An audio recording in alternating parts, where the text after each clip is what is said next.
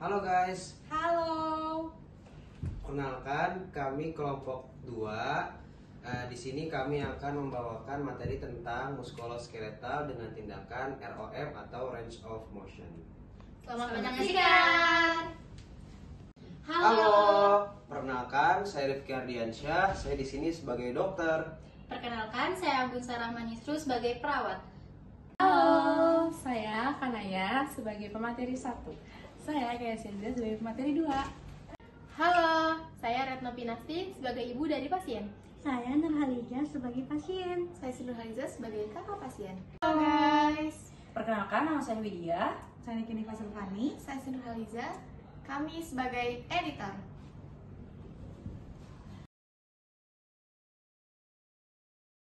Jadi, sebelum kita lanjut ke video bagaimana cara untuk melakukan latihan gerak range of motion, mari kita bahas terlebih dahulu tentang pengertian, tujuan, dua tipe range of motion, indikasi dan kontraindikasi range of motion. Jadi, latihan tentang gerak atau range of motion adalah tindakan yang melatih otot atau persendian pasien yang sedang mengalami gangguan ataupun keterbatasan dalam mobilitas yang biasanya dikarenakan suatu penyakit, kelainan, dan juga pasca trauma. Tujuan dari range of motion yang pertama ada mempertahankan fungsi sendi, yang kedua memperlancar peredaran darah, yang ketiga meningkatkan kembali fungsi ataupun kekuatan otot kepada pasien yang biasanya menurun dikarenakan suatu proses penyakit ataupun pasca trauma. ROM terbagi menjadi dua, ada ROM pasif dan juga ROM aktif. Nah, ROM pasif ini biasanya setelah dikaji kekuatan otot pasien itu sangat rendah, sehingga pasien dapat melakukan kegiatan ROM ini itu full dibantu oleh perawat. Sedangkan ROM aktif adalah kebalikan dari ROM pasif. ROM aktif di mana kekuatan otot si pasien itu sangat baik, sehingga pasien dapat melakukan tindakan ROM ini secara mandiri. Baik, sini saya Kayasendra akan menjelaskan tentang skala otot, indikasi dan kontraindikasi pada ROM atau range of motion. Skala dengan nilai 0, tidak teraba otot dan terasa dingin. Skala 1, teraba otot tetapi tidak bisa menggerakkan area badan ataupun tangan. Skala 2, bisa menggerakkan tetapi tidak bisa melawan gravitasi. Skala 3, dapat menggerakkan dan melawan gravitasi tetapi tidak bisa menahan tekanan. Skala 4, dapat melawan gravitasi, dapat menggerakkan secara normal tetapi hanya dapat menahan tekanan setengah saja atau tidak terlalu berat. Skala 5, dapat bergerak secara normal. Adapun indikasinya yaitu pertama, indikasi pada ROM pasif pada daerah di mana terdapat inflamasi jaringan akut yang apabila dilakukan pergerakan aktif akan menghambat proses penyembuhan. Ketika pasien tidak dapat atau tidak diperbolehkan untuk bergerak aktif pada ruas atau seluruh tubuh, misalnya pada keadaan koma, kelumpuhan, atau bed rest total. Dan pada ROM aktif, pada saat proses penyembuhan pasien dapat melakukan kontraksi otot secara aktif dan dapat menggerakkan ruas sendinya, baik dengan bantuan atau tidak. Pada saat pasien memiliki kelemahan otot dan tidak dapat menggerakkan persendian sepenuhnya. Lalu, adapun kontraindikasinya yaitu yang pertama, latihan ROM tidak boleh diberikan apabila gerakan dapat mengganggu proses penyembuhan pasien. Yang kedua, ROM tidak boleh dilakukan bila respon pasien atau kondisinya membahayakan atau life-threatening. Lalu yang ketiga, ROM pasif dilakukan secara berhati-hati pada sendi-sendi besar, sedangkan ROM aktif dilakukan pada persendian dan kaki untuk meminimalisir venositis dan pembentukan trombus pada keadaan setelah infak miokard, operasi arteri koronaria, dan lain-lain. ROM aktif pada ekstremitas atas masih dapat diberikan dalam pengawasan yang ketat. Cukup sekian materi dari saya, kurang lebihnya mohon maaf. Wassalamualaikum warahmatullahi wabarakatuh.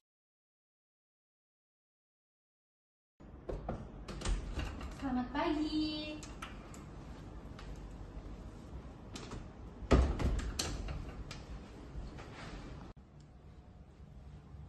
Selamat pagi Ibu. Kenalkan Ibu, saya perawat Anggun dan ini Dokter Rifki yang akan melakukan visit pada pagi hari ini. Silakan dokter. Oke. Pagi Dek. Gimana kabarnya? Masih sama? Ibu, untuk keluhannya, ini apakah masih sama yang seperti kemarin? Masih dok, dia masih dibantu dari mulai mandinya, makan, dan juga di pakaian. Oh, berarti masih membutuhkan orang lain ya untuk melakukan kegiatan yang lainnya ya? Iya. Oke, kalau begitu nggak apa-apa. Nanti kita akan mengecek ya kekuatan ototnya adik. Semoga aja masih bagus ya. Terus habis itu nanti mungkin kita akan melakukan latihan rentang gerak ya, atau kita sebut ROM ibu. Nanti untuk tindakannya akan dibantu oleh Suster Anggun ya. Nanti setelah ini Suster Anggun untuk melakukan tindakan ROM ya. Oke, kalau sekarang begitu saya dokter untuk pamit ya Bu ya. Terima kasih ya. Terima kasih Ibu. Ya, Sus.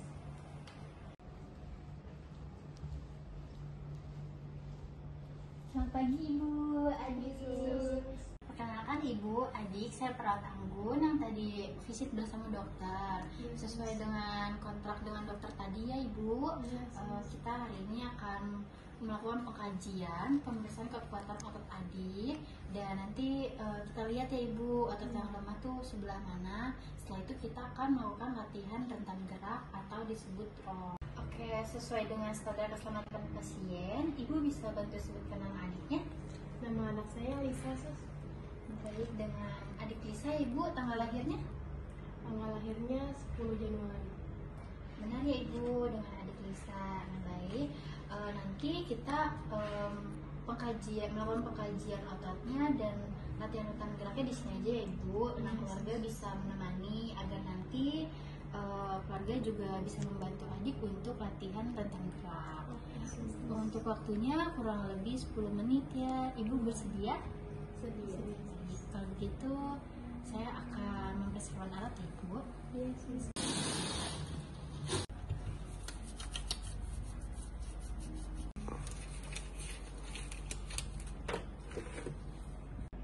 Baik Ibu adik, kita mulai Iya, ya. Sus.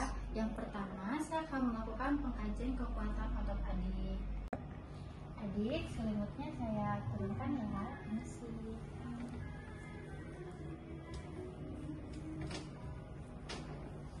Nah, kita mulai dari bagian atas sebelah kanan. Adik bisa angkat tangannya seperti ini. Baik, sedikit tekanan ya. Nah Ibu, ini otot bahu adiknya lemah ya, karena ketika saya beri tekanan dia refleks terjatuh. Nah kemudian kita akan memeriksa otot siku adik. Adik bisa seperti ini. Saya beri tekanan ya. Nah Ibu, ini juga otot siku adik lemah, sama seperti otot bahu. Kemudian berikutnya adik bisa bersama dengan saya tarik ya. Nah, Ibu ini otot pergelangan tangannya juga lemah karena ketika saya tarik adik tidak bisa menahannya. Kemudian adik bisa menahan dari saya tarik ya. Nah, Ibu ini sama otot jarinya lemah juga karena adik tidak bisa menahan ketika saya tarik. Nah, kemudian berikutnya kita akan ke bagian bawah kaki sebelah kanan. Adik bisa angkat kakinya. Saya tahan ya. Ibu, ini otot panggul adiknya juga terjadi lemah. Iya, sama seperti yang baru tadi Bu. Nah, kemudian kita akan beralih ke lutut. Adik bisa menekan tangannya. Nah, baik, saya dorong ya. Nah, Ibu, ini juga sama seperti tadi ya. Adik tidak dapat menahannya. Kemudian kita ke pergelangan kaki. Nah, pergelangan kakinya saya tarik ya. Nah, dia bisa menahannya Ibu, sama lemah juga. Nah, kemudian yang jari-jarinya adik ketika saya dorong adik menahan ya. Nah, dia tidak bisa menahan Ibu, jadi jari-jari kakinya terdorong oleh saya. Ibu, nah yang sebelah kanan berarti terjadi kelemahan ya Ibu. Semuanya ya, Sus? Iya, sebelah kanan karena adik tidak bisa menahannya. Nah, setelah ini kita akan mengecek bagian tubuh yang sebelah kiri ya Ibu. Baik Ibu, adik, kita akan mulai memeriksa kekuatan otot yang sebelah kiri ya. Sama seperti tadi pemeriksaannya. Adik bisa angkat tangannya. Nah, saya beri tekanan ya. Nah, ibu, otot bahu adik yang sebelah kiri kuat ya. Tidak sama yang seperti kanan, iya. Kemudian adik bisa, sikunya bisa dilipat seperti ini. Nah, saya beri dorongan ya. Nah, ibu yang sebelah kiri otot sikunya juga kuat. Adik bisa salaman dengan saya. Nah, kalau saya tarik, adik tahan ya jika kuat. Nah, ibu, ini otot pergelangan tangan adiknya juga bagus. Adik bisa menahan tarikan dari saya. Kemudian kita akan ke otot jari ya ibu, adik. Saya tarik ya, adik tahan. Ibu, ini otot jari adiknya juga bagus. Adik bisa menahan tarikan dari saya.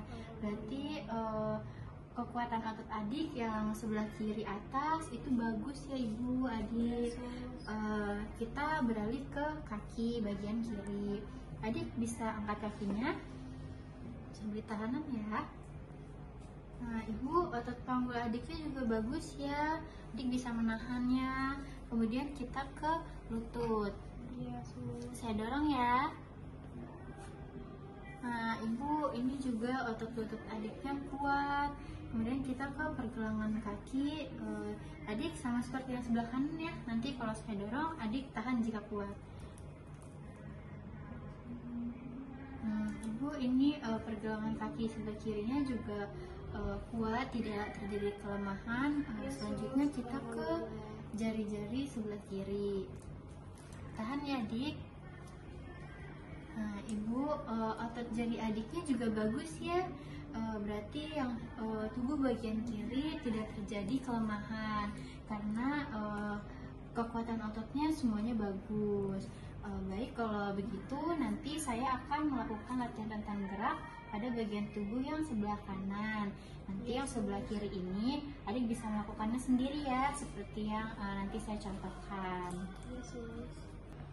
Ibu, kakak, kita akan mulai untuk latihan rentang geraknya ya. Nanti ibu sama kakak bisa memperhatikan apa saja tahap-tahapannya.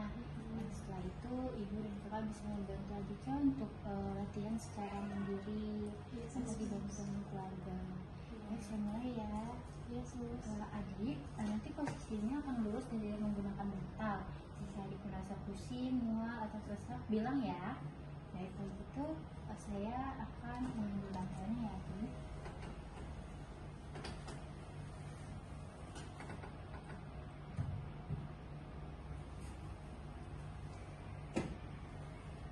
Adik ada pusing, mual, sesak?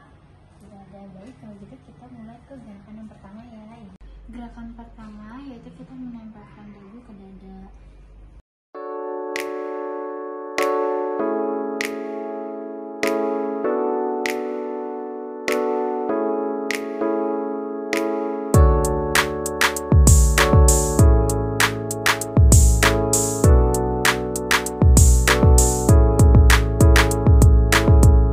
Lanjut kita ke bagian bawah ya adik.